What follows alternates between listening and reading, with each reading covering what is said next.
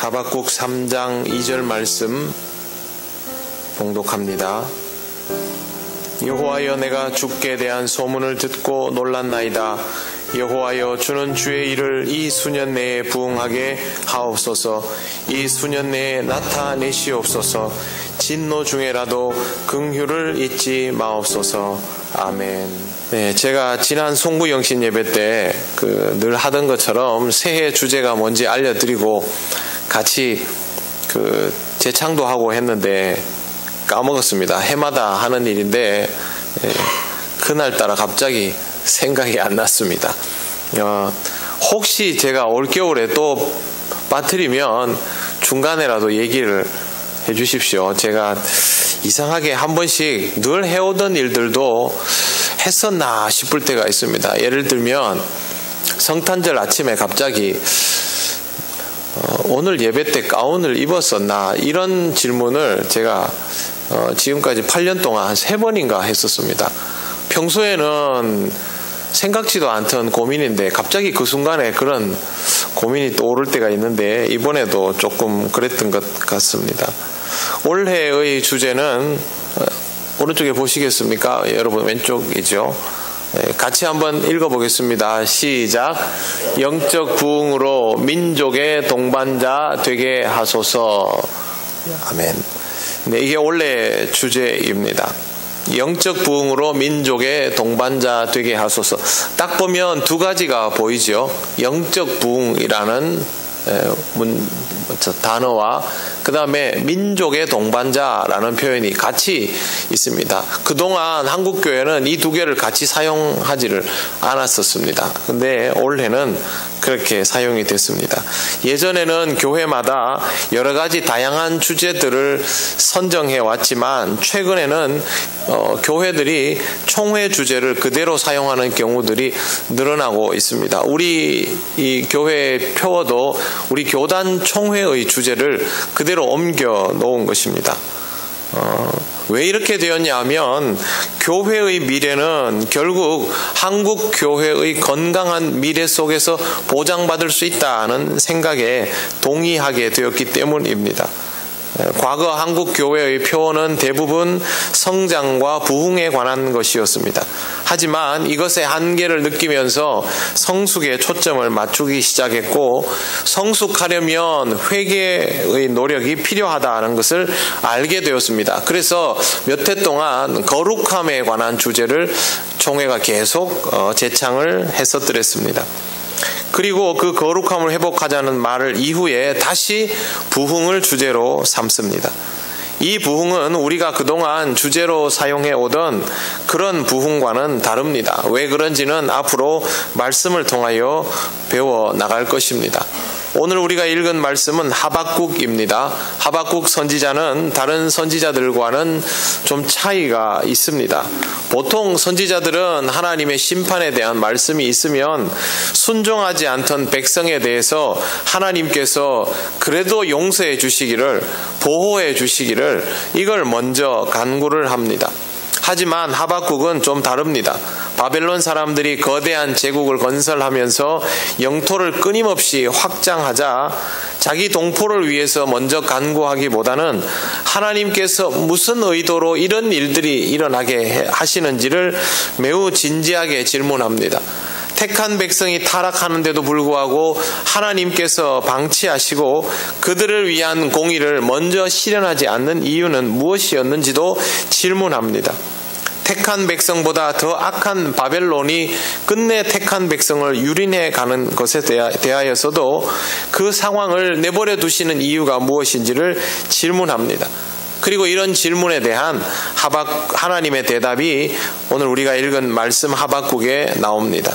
그래서 오늘 말씀은 예언자와 하나님과의 대화로 많이 구성이 되어 있습니다. 본문에는 없지만 전체에서 하나님의 대답을 요약하면 이렇습니다. 하나님은 택한 백성의 패역과 강포에 대하여 바벨론을 사용하여 심판하실 것이다. 바벨론 역시 택한 백성을 비롯한 다른 나라들을 무자비하게 멸망시킨 것과 하나님 앞에서 교만히 행하고 우상을 섬긴 죄를 물어서 심판하여 멸망시킬 것이다.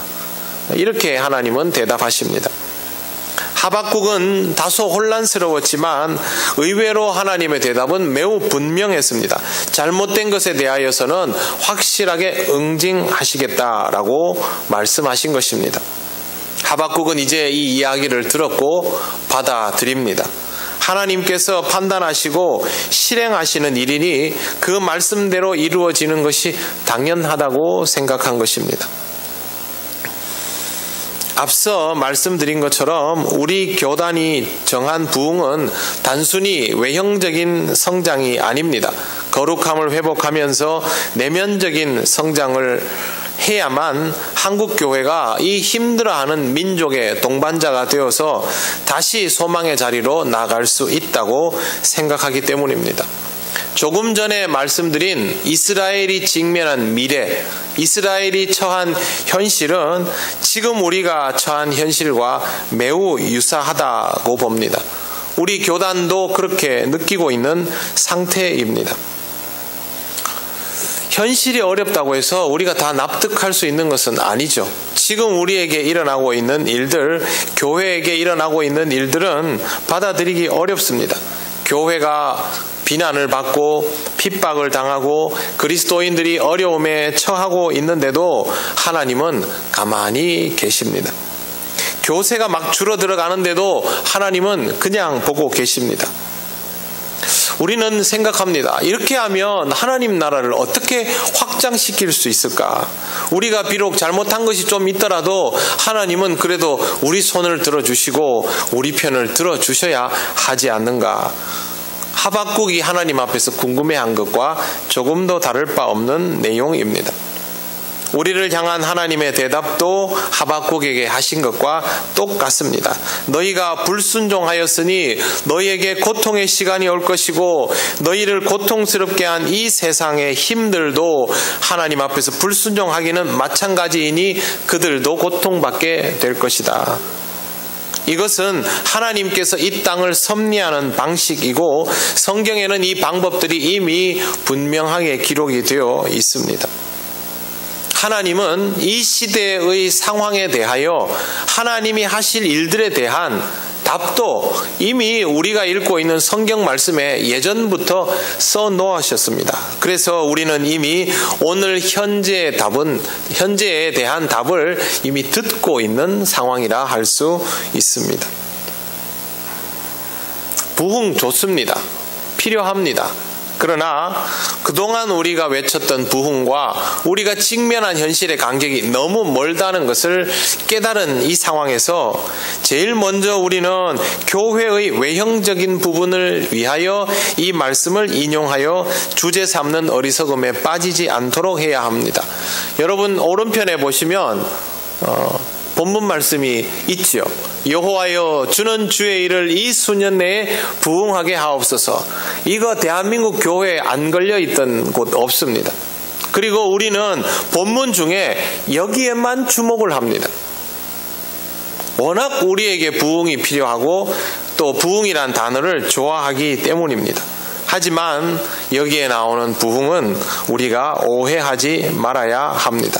본문은 우리가 생각하는 교인들의 숫자가 늘어나고 예배당 건물이 커지고 교회의 재정이 확대되고 이런 부흥을 말하고 있는 것이 아닙니다. 본문이 말하는 것은 하나님 앞에서 패역한 백성이 모든 것을 인정하고 하나님의 심판을 받은 이후에 초토화된 이후에 오로지 하나님의 뜻만을 받아들이며 완전히 새로운 모습으로 다시 일어나는 것. 이게 바로 부흥입니다. 우리가 원하는 건 뭡니까? 지금 우리가 하던 것 그대로 더 나아지는 것이죠. 하나님이 말씀하시는 것은 그게 아닙니다. 완전히 허물어진 것을 다시 일으켜 세우시되 이전과는 비교할 수 없는 그런 모습으로 일으켜 세우시는 것. 그게 바로 오늘 본문에서 하나님이 말씀하시는 부흥입니다. 우리가 오늘 말씀 앞에서 기억해야 할 것 또 한 가지는 하나님의 역사에 대해서 우리가 어떤 반응을 보여야 하는가입니다. 하박국은 우선 놀랐습니다. 여호와여, 내가 주께 대한 소문을 듣고 놀랐나이다. 이 놀라움의 의미는 여러 가지일 수 있습니다. 두려움일 수도 있고 경이로움일 수도 있습니다. 하지만 어떠하든 하박국은 불평 없이 이 사실을 받아들이고 있습니다. 하나님께서 혼을 내시면 혼나야 하는 것이고 하나님께서 멸망시키면 멸망당해야 합니다. 우리도 마찬가지입니다. 하나님께서 혼내시면 혼나야 되고 하나님께서 멸망시키면 멸망당해야 합니다. 여기서 우리가 택한 백성이고 믿음의 사람이라는 것이 다른 이유가 될 수는 없습니다. 우리가 면피할 수 있는 이유가 될 수는 없습니다. 하나님 보시기에 우리가 어떠한가, 그게 중요합니다. 먼저 우리는 하나님께서 우리에게 행하실 일들이 어떠하든지 그것을 받아들여야 합니다. 우리로 하여금 이 세상 속에서 승리하지 못하게 하고 수치스러움이 드러나고 있는 지금의 이 모습을 당연한 결과로 받아들여야 하는 것입니다. 앞서 말씀드린 것처럼 그러면 아무것도 못하게 되지 않습니까? 지금 한국 교회들이 그렇지 않습니까? 점점 무기력해져 가고 있습니다. 우리가 교회를 다시 일으켜 세워보려고, 교회를 성장시켜 보려고 몸부림을 쳐도 교회는 급속도로 약해지고 있는데, 안 그래도 성도들의 믿음은 점점 더 약해지고 있는데, 신앙이 좋다는 사람들의 마음조차 흔들리고 있는데, 그러면 하나님께서 힘을 주시고 능을 주셔야지요. 그렇게 해버리면 우리는 일어설 수 없습니다. 이게 우리 생각입니다. 하지만 그렇지 않습니다. 우리가 잘못한 것이니 하나님께서 힘을 주시고 능을 주셔서 우리의 편을 들어주셔야 하는 것이 아니라 우리를 치시는 것이 합당합니다. 또한 우리는 이것을 인정하고 받아들여야 합니다. 그동안 한국 교회는 건강한 부분과 건강하지 못한 부분을 함께 끌어안고 있었습니다. 그리고 우리는 그 중에서 건강한 부분만을 주목하여 보아왔습니다. 누구보다 열심히 선교하고 누구보다 뜨겁게 기도하고 예배를 사모하고 교회를 외형적으로 성장시킨 것은 건강한 일입니다. 한국 교회는 여기에 집중했습니다. 하지만 그러면서도 성숙하고 성화되어가고 내면적인 성장을 통하여 인격적인 공동체가 되어가는 일은 애써 외면했습니다. 잘 안 되기 때문에, 효과도 빨리 드러나지 않기 때문에, 눈으로 보이지 않기 때문에 힘들어했습니다. 그런데 실질적으로 예수 그리스도의 가르침은 대부분 제가 말씀드린 후자에 다 초점이 맞추어져 있었습니다. 우리가 잘 못하니, 해도 잘 안 되니, 어려우니 주의 말씀조차 우리는 외면했던 것입니다. 그러다 보니 우리나라 역사 속에 있는 대표적인 부실공사 건물들처럼 겉보기에는 잘 지어졌는데 언제 무너질지 모르는 상태가 되었습니다. 무너질 위기에 있는 건물은 진단을 해서 보강을 통해 유지가 가능한지, 아니면 무너지기 전에 안전하게 무너뜨려버리고 다시 지어야 하는지를 결정해야 합니다. 하나님께서 그것을 결정하십니다. 어떤 교회는 완전히 무너질 것이고 어떤 교회는 보강될 수 있을 것입니다. 우리가 어떤 처지인지는 하나님께 맡겨야 되죠. 하나님의 한국 교회를 어떻게 하실까? 안전보강을 해서, 안전진단을 해서 보강해서 끌고 가실까? 아니면 완전히 무너뜨리시고 다시 세우실까? 그건 하나님 마음입니다. 우리 마음대로 판단할 수 있는 것이 아닙니다. 우리가 어떤 처지가 될 것인지는 하나님께 맡겨야 합니다. 이러다가 정말 끝나버리면 어떻게 할까요? 받아들여야 합니다.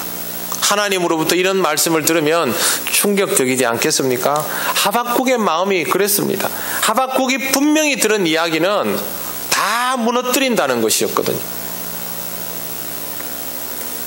여러분, 하나님께서 여러분의 집을 보면서 너희 가정을 망하게 할 것이다, 놀라지 않겠습니까? 너희 민족을 망하게 할 것이다.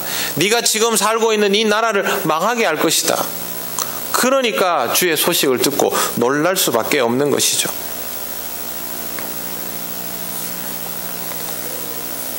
이럼에도 불구하고 하박국은 절망하지 않았습니다. 오히려 하나님께 이렇게 간구합니다.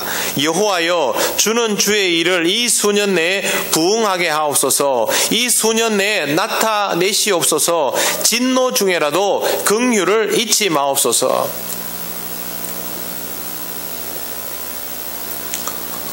파괴하지 마십시오가 아닙니다. 멸망시키지 마십시오가 아닙니다. 진노하지 마십시오가 아닙니다. 그렇게 하더라도 부흥하게 하시고 진노하더라도 긍휼하게, 진노하라는 거예요. 하나님 진노하시는 거 받아들이겠다는 겁니다. 하박국은 현실을 직시하면서도 희망을 버리지 않고 있습니다. 그것도 아주 매우 강렬하게 현실적인 희망을 가지고 있습니다. 망한다는데 부흥을 말합니다. 무슨 뜻입니까? 이번 판은 끝났다는 거죠. 그런데 그러면 다음에 제대로 회복시켜 달라는 것이죠. 수년 내에 부흥한다는 것은 머지않아 곧 부흥을 보게 된다는 의미가 됩니다. 국가가 초토화되고 민족이 초토화되면 회복되는데 엄청나게 오랜 세월이 걸릴 것입니다. 몇십 년이 지나도 몇백 년이 지나도 회복되지 않을 수도 있습니다. 그러나 하나님께는 가능한 일입니다. 하박국은 그걸 해달라고 간구하는 것입니다. 하나님의 진노에는 살아남을 리가 하나도 없다는 것도 하박국은 압니다. 이미 이 민족은 몇 번 그런 경험을 했지 않습니까? 그럼에도 불구하고 하나님께 긍휼을 베풀어 달라고 감히 간구하고 있습니다. 다시 기회를 달라는 것이죠. 이것은 하나님을 믿기 때문에 가능한 간구입니다.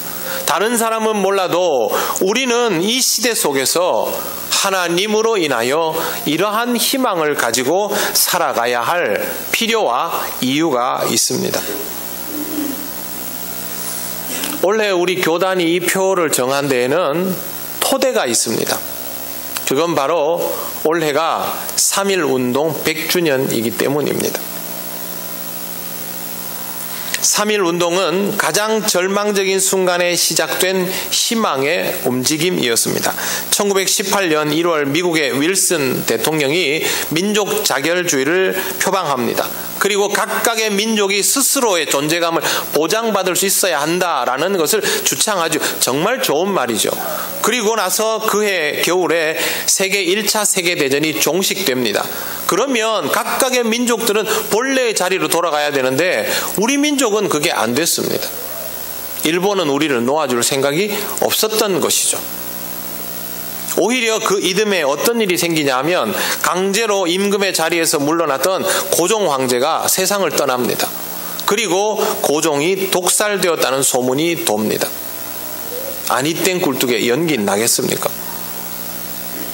고종의 장래에 참배하기 위해서 지방에서부터 사람들이 몰려들기 시작합니다.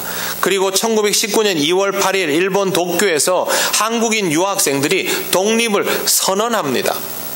우리의 독립은 일본으로부터 허락받아야 되는 것이 아니지요. 우리 민족의 자긍심으로 자존감으로 우리 스스로 독립을 선언할 수 있죠. 그래서 먼저 선언을 했습니다. 그리고 고종 황제의 장례를 위하여 모여들었던 사람들이 함께 모여서 운동을 하기 시작하는 것이 바로 3.1운동입니다. 그리고 여러분 잘 아시다시피 이 3.1운동의 주역들이 바로 우리 믿음의 선조들이었습니다. 이런 상황에서 답도 없는 이 상황에서 어떻게 이런 일이 가능했을까요? 절망의 순간에도 희망을 잃지 않는 믿음의 사람들이 있었기 때문입니다. 나라를 잃고도 교회를 세우고 이 교회를 통하여 회개운동을 하면서 민족을 위하여 기도하던 선조들이 있었기 때문에 3.1운동도 신앙 동력을 통하여 현실적인 힘을 가질 수 있었습니다. 3.1운동이 이 나라 광복을 위한 실질적인 출발점이 되었다는 것을 우리는 잘 알고 있습니다. 그리고 그곳에는 바로 우리 믿음의 선조들이 있었던 것이죠. 여러분 3.1운동의 정신은 정말 대단한 겁니다. 일본과의 갈등에서 폭력적으로 일본과의 전쟁을 통해서 우리의 광복을 외친 것이 아닙니다. 무저항 비폭력 정신이 3.1운동의 기본입니다. 신앙적이지 않으면 할 수 없는 일이죠. 우리 믿음의 선조들은 이후에도 계속 무저항 비폭력 중심으로 나아갔습니다.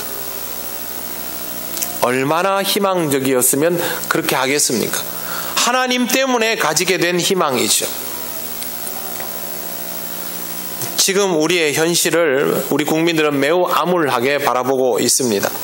이 나라를 긍정적으로 바라보는 우리 국민은 별로 없다 싶을 정도입니다. 대통령에 대한 평가가 딱 절반씩 나누어진 지도 오래입니다. 그런데 양쪽 다 이 나라는 이래 가지고는 안 된다라는 생각을 절대적으로 하고 있습니다. 어차피 한쪽이 뭘 하면 반대쪽은 그것에 대한 반대를 일삼는 일이 벌써 생활화되어 있기 때문이죠. 지금 이 나라 국민은 모두 자기 입장에서 모든 것을 판단하려고 합니다. 전문성도 없고 안목도 없지만 자신의 판단과 자신의 이익과 일치하는 부분들만을 계속 조합해서 자기만의 신념을 만들어가고 있습니다. 그러다 보니까 나라 자체가 점점 양극화되어 갑니다. 지금 지구상에서는 이념 논쟁이 사실상 사라져 있습니다.